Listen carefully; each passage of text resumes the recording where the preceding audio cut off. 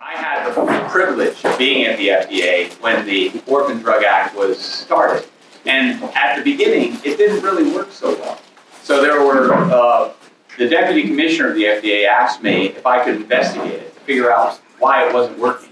And we looked into it and we made it work. We figured out, she ended up the head of the Orphan Drug Program at the FDA at the time, Marion Finkel. When I gave her my solutions, she turned to me and she said, go ahead, and she said, thank you, Annie, for telling me. So she said to me, she says, Frank, I'm going to call somebody. She picked up a rotary phone. So this is 1984. She picked up a rotary phone, dialed somebody, and said, Henry, we have a problem, but I think we have a solution. And she hands me the phone. And she had me explain to Henry Waxman, how we were going to solve the problems in the original law, which were twofold. And we did solve those problems with the 84 and the 85 amendments. But so I'm saying is that we got off to a rocky start with the Orphan Drug Act, but it immediately took off, like Steve was just explaining. And it's been a godsend to the rare disease community. By incentivizing development, by spurring interest in this community, our community was not recognized as a community. It was as though we didn't exist. We were orphans. We called it the Orphan Drug Act because we were orphans. We were not even seen in our own communities because we're so rare with whatever one of the 10,000 diseases we have that we couldn't be identified as having any traction.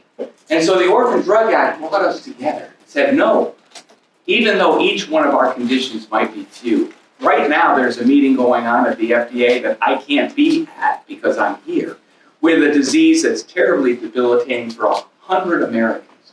100 Americans.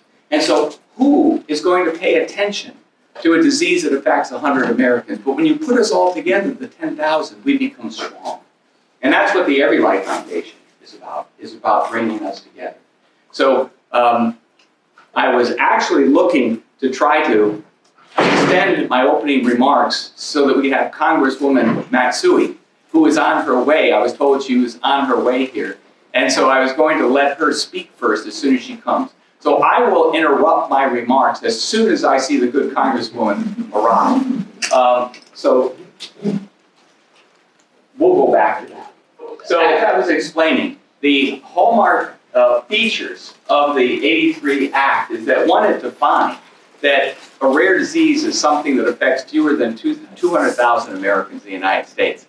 And my little footnote underneath that was that the original law didn't say 200,000. The original law said to be an orphan drug, you had to open up your books as an industry and have the government kind of look into your economics and see that 7 years of marketing, because you get 7 years of market protection, 7 years of marketing, you couldn't recoup your cost of research and development.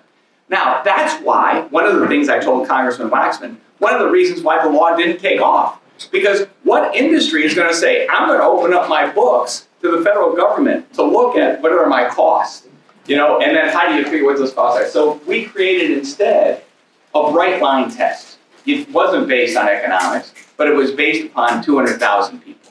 So that made it a lot simpler to implement. The second thing is that it incentivized, as I mentioned, 7 years of market exclusivity, had tax credits, and also had some research grants. The other thing that the original law said you had to do to be designated as an orphan drug is you had to prove that you were not patentable.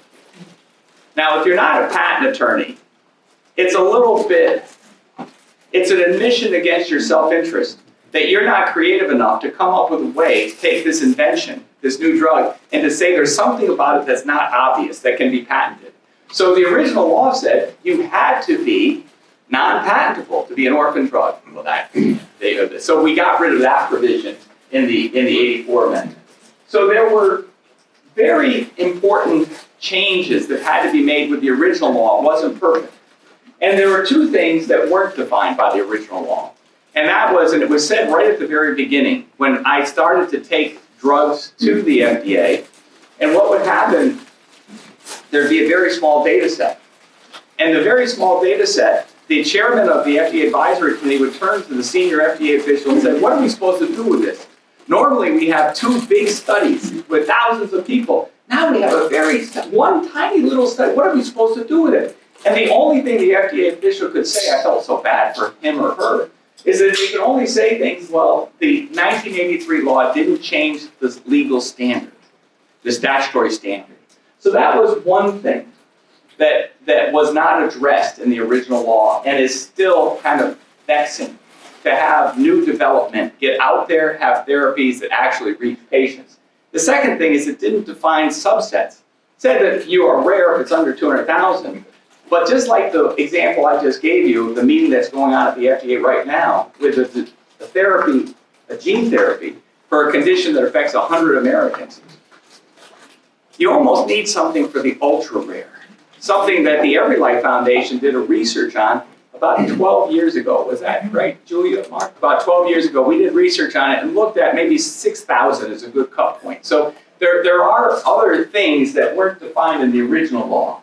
But in the face of these 2 limitations, the FDA was undaunted. The FDA said, we're going to turn to principles of flexibility that are in our regulations. So the Congress didn't put it into the original law, but we, as regulators, have something in our regulations that we can turn to called flexibility. And that's in a certain regulation that I have there. And also, the FDA has another regulation that says, in patients who have a serious disease with an unmet medical need, with no available therapy, they're willing to accept greater risk, safety risk, and greater risk of uncertainty of benefit. And that's in the FDA regulations. So the FDA did something very creative.